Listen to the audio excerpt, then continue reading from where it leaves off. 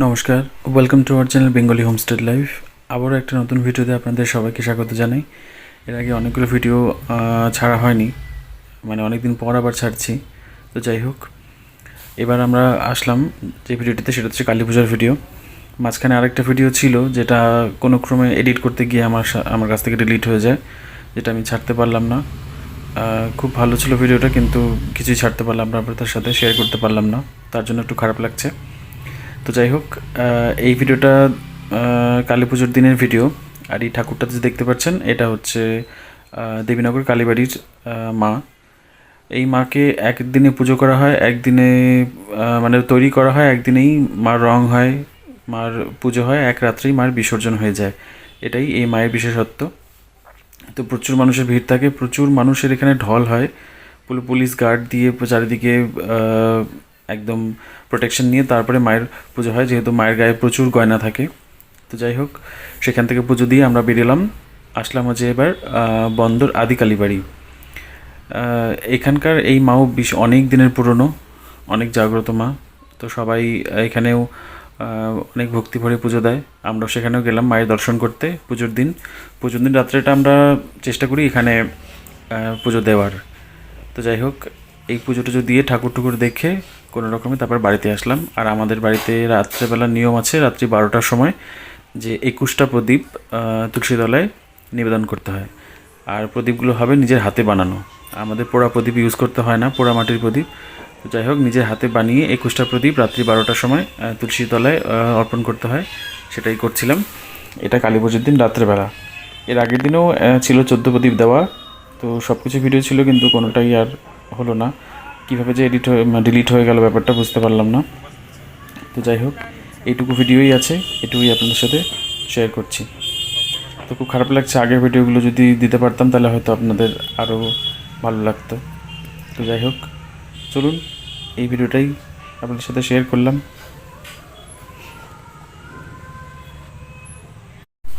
আর এরপরেই আমার যেহেতু কালী পুজোর প্রোগ্রাম, মা প্রত্যেকটা পূজা মণ্ডপে, প্রত্যেকটা ক্লাবে অনেক রকমের প্রতিযোগিতামূলক অনুষ্ঠান থাকে, আর আমার থাকে সেই বাচ্চাগুলোকে সাজানোর কাজ। তো যাই হোক, এর আগে ভিডিওটা যেটা ডিলিট হয়ে গেছে সেটাতে অনেকগুলো বাচ্চা সাজানো ছিল, যেটা আমি শেয়ার করতে গেছিলাম, কিন্তু আবারও বললাম যে এডিট করার সময় সেটা নষ্ট হয়ে যায়। তো যাকে সেটার মন খারাপ করে লাভ নেই। তো যাকে এই বাচ্চাগুলোকে রেডি করলাম, আরও বাচ্চা আছে, আরও সাজানো আছে, সেগুলো আপনাদেরকে অবশ্যই দেখাবো। তো চলুন, দেখা হচ্ছে সেই বাচ্চাগুলোর সাথে। আর এই যে বৌদিরা, এই বৌদিরা মানে আমাকে সত্যি খুব ভালোবাসে, খুব স্নেহ করে, আর বাচ্চাদেরকে কোথাও নিয়ে যায় না, শুধুমাত্র স্বপনকেই ভরসা করে, মানে আমাকেই ভরসা করে। যাই হোক, তো আমরা এখন রেডি হয়ে গেছি আর যাচ্ছি ঠাকুর দেখতে। তো আমাদের এখানে কয়েকটা বড় বড় পুজো হয়, তো সেগুলোই আমরা এখন দেখতে যাব, মানে প্যান্ডেল হপিং করতে যাব। চলুন আপনাদেরও সেখানে নিয়ে যাই, আশা করি আপনাদের ভালো লাগবে। চলুন, কি প্যান্ডেল গিয়ে দেখা হচ্ছে।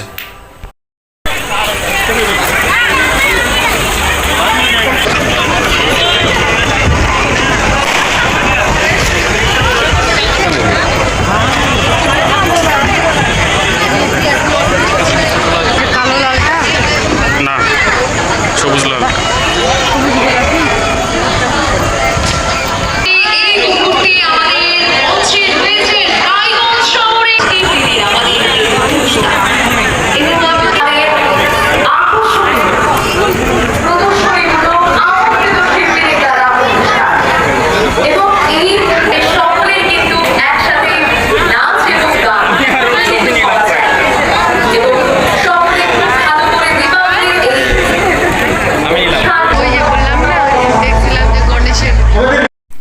তো প্রথমেই আমরা গেছিলাম ক্লাব বিপিএসে, আর তারপর আসলাম আমরা নেতাজি পাঠাগারে। তো এখানকার ঠাকুর প্যান্ডেল, এটা আমরা আগেও আমাদের ক্লাবের এখানে দেখেছিলাম।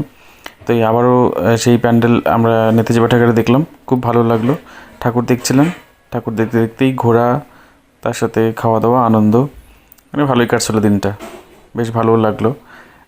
এটা কালী পুজোর পরের দিন, কালী পুজোর দিন আমরা যাইনি ঠাকুর দেখতে।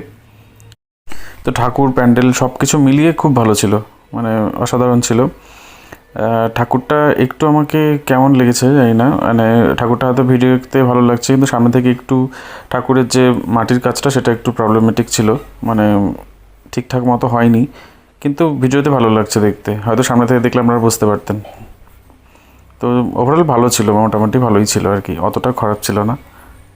তো চলুন এবারে আসছি পরের ক্লাবে। এটা হচ্ছে ক্লাব মুনলাইট।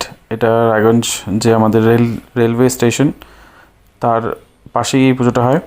এখানকার পুজোর আর কথা বলার নেই, মানে বিশাল খুব ভালো একটা পুজো হয়। তো যাই হোক, ওখান থেকে বেরোলাম, ওখান থেকে বেরিয়ে আমরা আসলাম এবার হচ্ছে বয়েস সুকান্ত।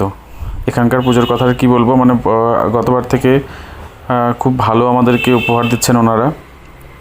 তো যাই হোক, এখানে গিয়ে আস্তে আস্তে আমরা মণ্ডপের দিকে এগোচ্ছিলাম। খুব ছোট জায়গায়, খুব অল্প জায়গাতেই পুজোটা হয়। এখানে শুধু পুজো হয়েছে, এটা পুজো করেছিল ওরা, আর আসল প্যান্ডেল এটা ভেতরে। তো রাস্তার লাইটিং বলুন, প্যান্ডেল সজ্জা বলুন, ভেতরের ঠাকুর বলুন, মানে কিছু বলার নেই আর, মানে কি বলবো, অসাধারণ ছিল। চলুন প্যান্ডেলের ভেতরে গিয়ে দেখা হচ্ছে।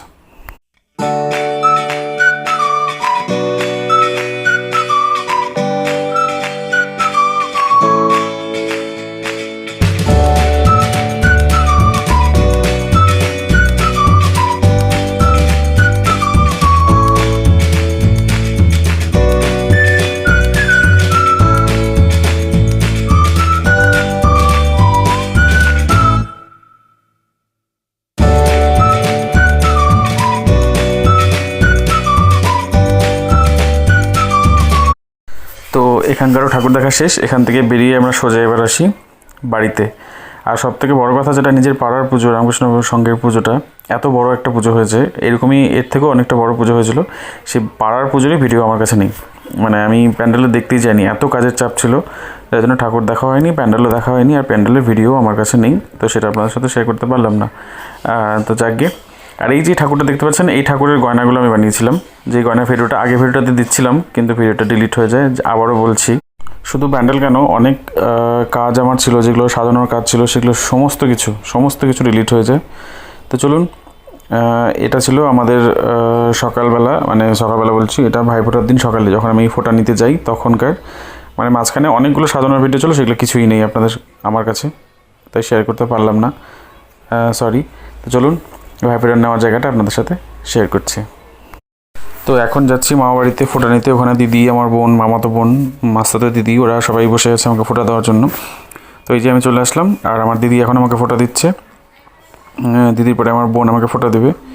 তো এই ফোঁটা নিয়ে তারপরে বেরিয়ে যাবো, কারণ সাথে সাথে আমার রায়গঞ্জ আসার পরে আবার কাজ ছিল। কাজের চাপের জন্য আমি ওখানে থাকতে পারিনি, দুপুরে খাওয়া দাওয়া করতে পারিনি, কোনো রকমে খেয়ে দিয়ে বেরিয়ে এসেছি। আর পাশে যাকে দেখতে পাচ্ছেন, পাশে হচ্ছে উনিও মামা, মানে আমার মামির ভাই। তো মামির আগেই ফোঁটা দেওয়া হয়ে গেছিলো, তারপরে আমাকে দিচ্ছিলো। আর আমার দুই ভাই আছে আরও, তারা আসতে পারেনি, তারা কাজের চাপের জন্য পরে ওদের ফোঁটা হবে একটু পরে। তো যাই হোক, আমাকে তাড়াতাড়ি করে ওরা দিয়ে দিল, আমি ফোঁটা নিয়ে ওখান থেকে বেরিয়ে গেলাম। এই যে আমার মামাতো বোন, ও আমাকে ফোঁটা দিচ্ছে। এরপর ফোঁটা নিয়ে আমি বেরিয়ে যাব, কারণ আমার সময় ছিল না একদমই হাতে। তো যাই হোক, চলুন ফোঁটা নিয়ে তারপর আমরা বেরোই।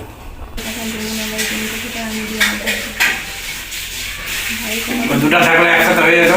হ্যাঁ, কি করবো এখন, চিনতেও পারবে না, আর ধান কাটাতে রিক্স। তোমার ধান কাটতে তো ওর ধান কাটে নিল একটু, তখনই সমস্যা হয়ে যায়, বুঝতে পারছো। ড্রাইভার তো চেনে না, এরা চেনে, এরা দরকার কিন্তু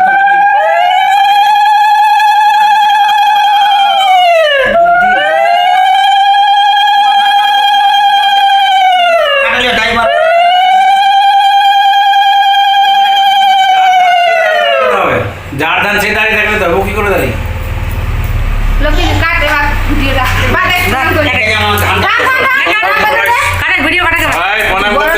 তুই যেমন প্রণাম করে তো এই ছিল ভাইফোঁটা। আর তারপর আমি এখান থেকে বেরিয়ে যাই, বেরিয়ে গিয়ে আমি তাড়াতাড়ি করে টোটো ধরে চলে আসি বাস স্ট্যান্ডে এসে তারপর গাড়ি ধরে আমি রায়গঞ্জ চলে আসি। তো যাই হোক, ভিডিওটি কেমন লাগলো অবশ্যই কমেন্টের মাধ্যমে জানাবেন। ভালো থাকবেন, সুস্থ থাকবেন, সবাই সাবধানে থাকবেন। দেখা হবে পরের একটি ভ্লগে। ততক্ষণ ধন্যবাদ।